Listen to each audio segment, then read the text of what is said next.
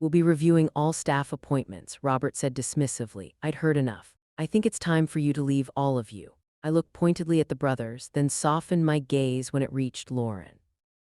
Except you, of course. You're always welcome to stay. You're not even considering their offer, Lauren asked incredulously. I'll review any written proposal with my own attorney, I replied, but I won't be pressured in my own home. Robert's mask of conciliation slipped, revealing the hard businessman beneath.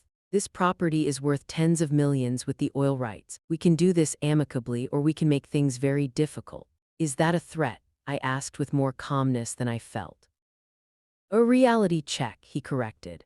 You're a librarian from Minnesota facing a legal battle against opponents with significantly more resources.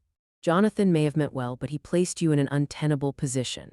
I thought of the blue folder with its meticulous documentation, the videos showing Jonathan's clear-headed planning, the transformed property that represented his final act of love. I believe my husband knew exactly what he was doing, I said quietly. Now, please leave. Lauren, you're welcome to stay for lunch if you'd like. She looked torn, glancing between me and her newly discovered uncles.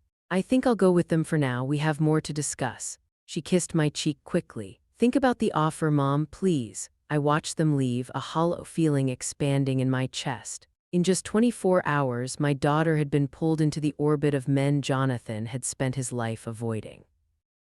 Whatever they were telling her was working. I could see it in her receptive posture, her quick adoption of their perspective. Ellis waited until their vehicles had disappeared down the driveway before speaking.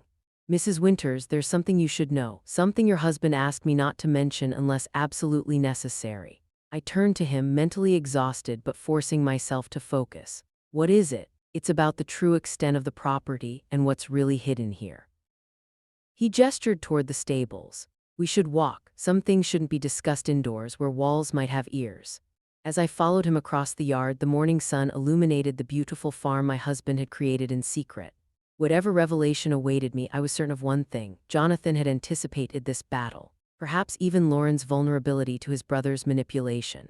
The question was whether he had prepared me enough to win a fight I never knew was coming. Ellis led me past the main stables toward a weathered barn I hadn't explored yet. Unlike the pristine, renovated structures on the rest of the property, this building retained its original rustic character, deliberately unimproved to appear unimportant. Your husband was a careful man, Ellis said, producing an old iron key. After his brother's first visit last year, he became even more cautious. They visited before, I asked, surprised. Jonathan never mentioned that.